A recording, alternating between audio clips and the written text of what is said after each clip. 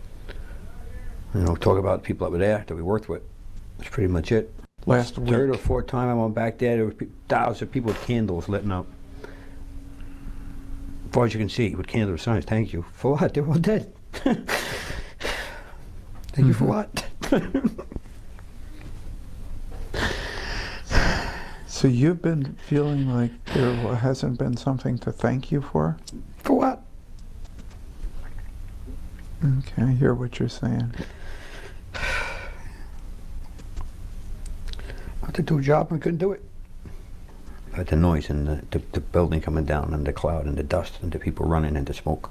And I was with them running when I should have been in the building. And what? I should have been in the building. You should be running away from it. And little by little, I saw a piece of blue sky come through the particles.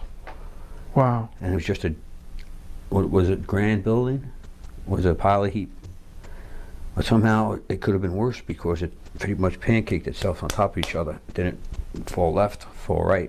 Just collapsed itself on top of each other. If it would have fell left, maybe it would have fell on me. Would have fell right, it would have fell on other folks. And then the same thing happened to the other one. Exactly. Whew, what a day. What a day. Right. And then what'd you do? Got my thoughts together, went back towards the scene to see what the fuck just happened. And it was like so surreal. People look like zombies walking around. Picture 10,000 zombies walking around, gray, covered with dust and debris. It was like in slow motion, and a lot of dead people around, a lot of bodies, a lot of parts. Or boot, there was a foot in it. But so what happened, it took a while to get the fires out. I started digging, listening, digging by hand. So after that, I got home a few days later. I was up a couple days, 4 or 5 days, 6 days. About 4 days without a mask. Got home, got hosed off again, got hosed off again, deconned. Then I walked in the door. Then 3 days later, I woke up. Well, 2.5 days later, I was on the floor. I just dropped. I was unconscious. I was so tired. I dropped. I'm sure I sat on the couch and probably rolled off it and just stayed on the floor. My wife just left me later. So what was it like just now telling me the story?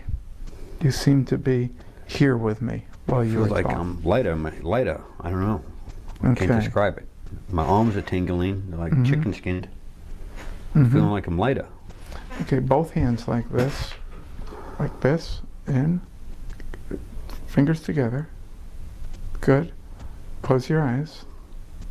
You'll notice as the fingers begin to separate that you begin to notice that energy as you melt down into the light. Feel that with your hand. There's no way you can stop it. There's no way you can stop it. Your mind is healing. And all those who are with you, all your friends from that day are here celebrating how you are healing, your body healing, your mind clearing. You're doing the rest of the job, which is that it's time to leave. What just happened? Well, check out how you feel.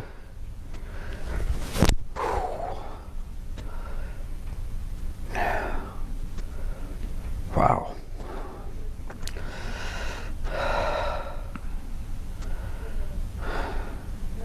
Wow. Yeah, good job. Wow. What the hell just happened? What happened is that you got present.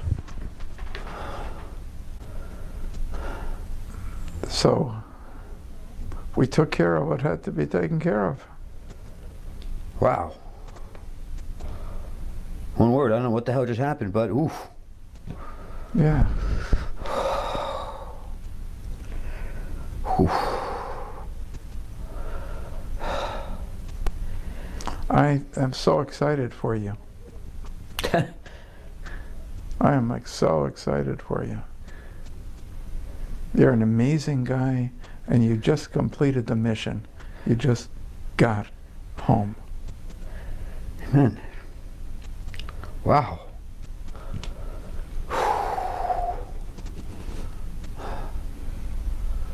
That's the strangest feeling I've ever experienced.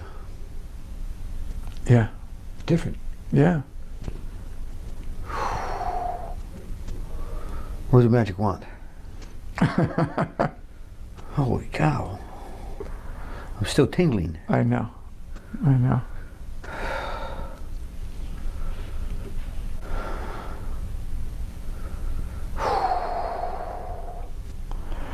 Life will be much different now, buddy. Wow, thank you. Yeah, it was a great pleasure. Whew.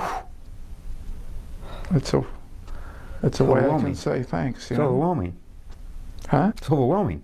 Yeah. Wow. Wow. I can't believe whatever just happened. Just whatever just, I can't, no words. I feel light. Yes. And there is light now. I feel Both light. kinds. Yeah. Light, easy.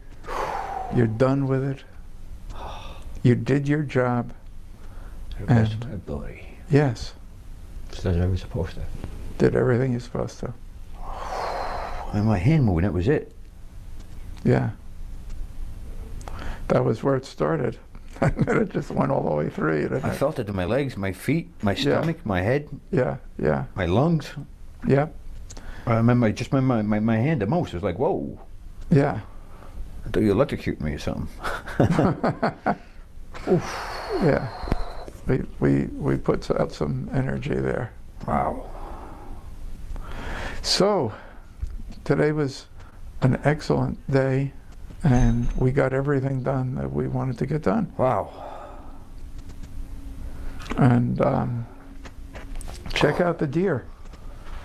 And 12 check pointer. out, yeah, From my vista, I see him. He's right there. yeah. And look at the model, that guy who looks like you, and is clear and He's happy, free. he's smiling. He's Yeah, not gray no more. He's not Right. gray no more. right, right.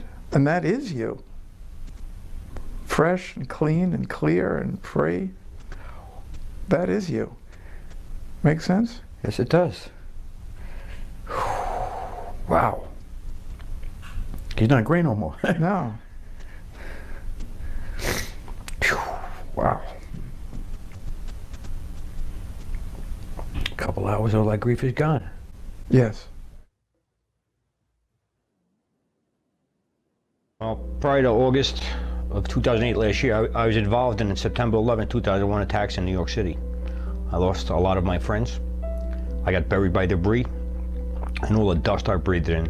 I was having recurring nightmares, non-stop, just about every night, waking up in the sweats, screaming, yelling, loss of appetite, non-sleeping. And my life was unmanageable. I couldn't sleep, I couldn't eat. And the thoughts kept running through my mind. I had the nightmares for 6-7 years after September 11th, about a year after they started. So I figure I had the nightmares about 6 years, 7 years. I kept losing my breath. I had to use the nebulizer, prevental treatments, Ativan treatments.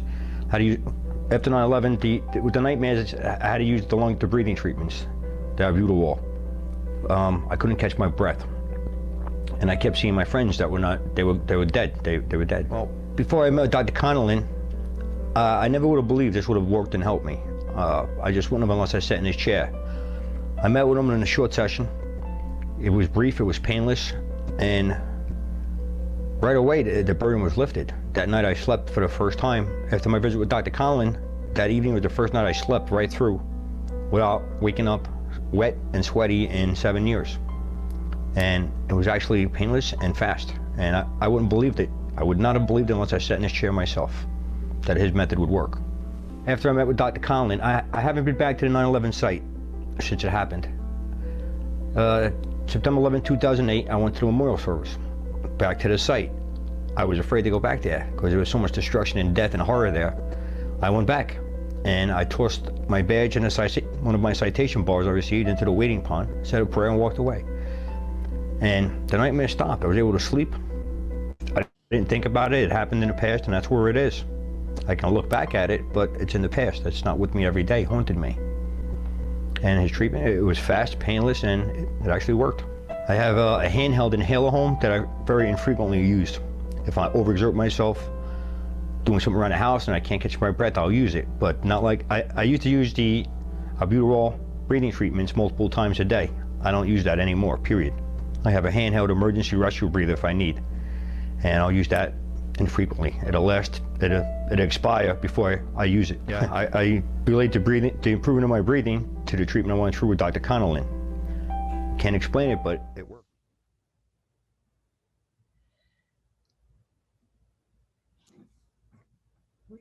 Are we back? Okay. I'm not going to say much about this because I think he says it all. Between the two, it's very powerful. Amazing. Yes. Yeah. Yeah. It makes me smile every time I see it. I just, that's the kind of work we all want to do. So, It shows the transformation and the effect. Yes. I think it does. I like when Jack asked Dr. Conley just what happened, and Dr. Conley simply states, "You got present." Yes. And that says it all. Mm-hmm. So, Renda? Yeah, I mean, I wanted to share kind of something that was going on personally for me, and it almost seems silly after all that, but I'll share it because I think it really shows the importance of, or the power of communicating with the unconscious mind. I had and then we're done, okay? But I had a really bad experience riding a horse decades ago, and I just hadn't ridden since. I was like done with that. But then this scraggly, bony mare came into my life, and she was pathetic. I knew I had to do whatever I could to help her. And it's been very gratifying to just watch her fill out and gain her strength again. And we had a really, really nice bond. So I thought, maybe I'll just gather up my nerve and hop on her, right? Well, because other people could ride her, no problem. So I climbed on her, she took off, and I went flying off again. So, oh my God, I was even more scared than ever. And so it was ridiculous because here I have this horse that I dreaded riding, and other people could ride her, no problem. So I would drag myself there. My heart would be like pounding out of my chest, my stomach like totally clenched up. I would like have the reins pulling on her face. I was controlling her every movement. And so she wasn't getting any less nervous and uppity with me on her, right? Then it finally dawned on me, like, how ridiculous is this? I'm 100 pounds. She's like 1,500 pounds, and I'm trying to control her. And I started instead applying RRT principles, right? So I tuned into what was really going on. So I'd get on her and I'd focus on my breath, and I'd focus on our connection, and I focus on our rhythm, and we got in sync. And the way I was trying to control her before is much how I was taught, or I think a lot of people in our culture were taught how to treat our unconscious minds. Getting all in her face and controlling her was only making things worse, right?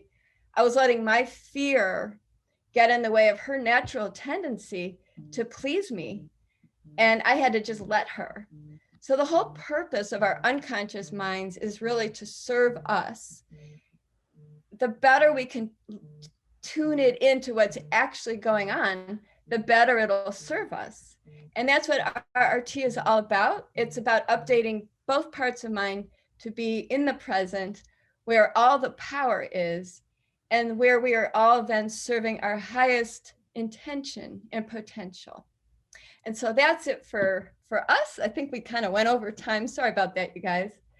If you'd like more information, we can put in the chat information, or I'm sure you guys have our. If you want, we can provide all the participants with the email address if they want to ask you something, or website also. Yes, also the website, like this, all this information we will send to all the participants.